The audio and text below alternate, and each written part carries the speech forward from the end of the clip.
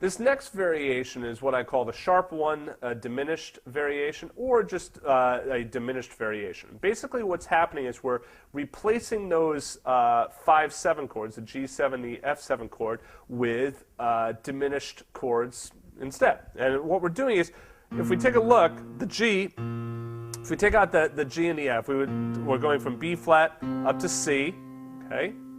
B flat up to C. And then how diminished chords work is diminished chords will actually go up a half step or down a half step. So from a diminished chord, we usually then go up a half step to our next chord or go down a half step to our next chord. So in this case, we're going from, let me just play basic chords, B flat major 7 to B diminished, and we're going up to C, and then we're going up C sharp diminished, and then we end up at D minor 7.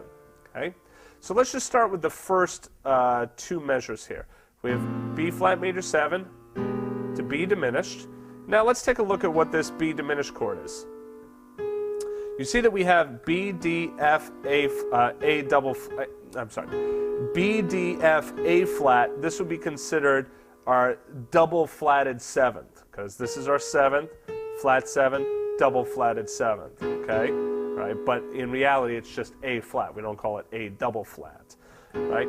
Anyway, though, the notes of this B diminished chord are B, D, F, A flat. That's the main thing you have to know. So if I do this, D, F, A flat, B, you might say, well, wait a minute, that's a D diminished chord. Yes, it is a D diminished chord, but it is also a B diminished chord.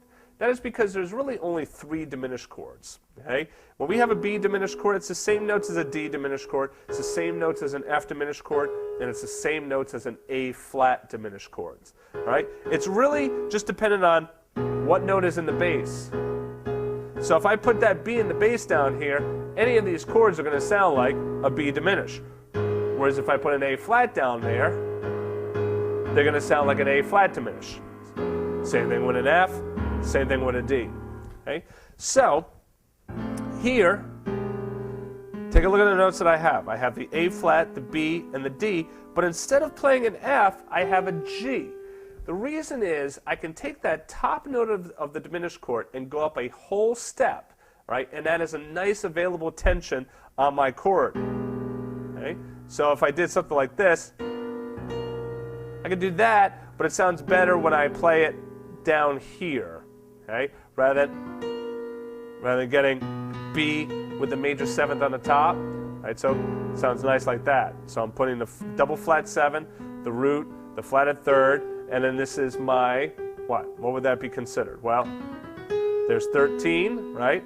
Flat 13. Okay? Now I don't even consider it a flat 13. When I'm thinking about it, I just think of it, it's a whole step above the note of my diminished chord. Okay? And then C minor, C sharp diminished.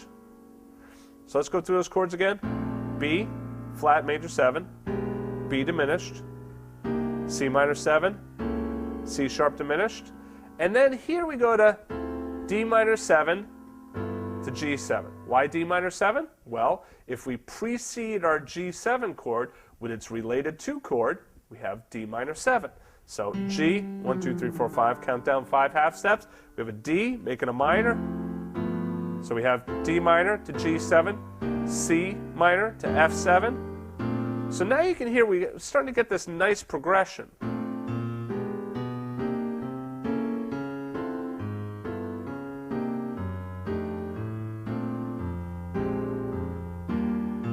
And this is all the same. The 1 major 7, 5, 7 of 4, 4, 4 minor. But then here I can go to D minor to G7, C minor to F7. And then we can call that 3, 5, 7 of 2, 2, 5, 7 of 1.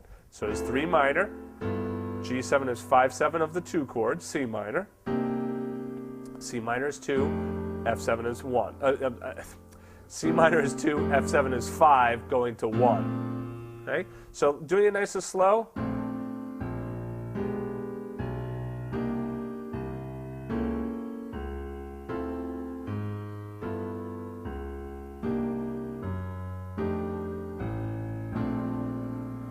All right, let's do that again.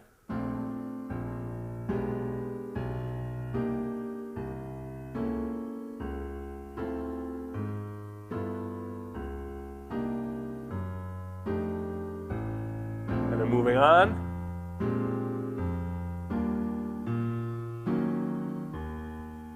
D minor, G7, C minor.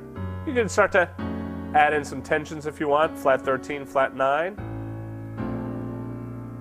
Okay. Now, what you can also do is you can move in between these. So say I go,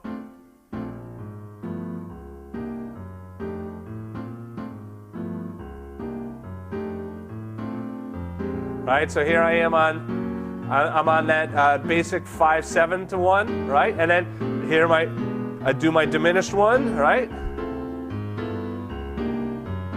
Oops.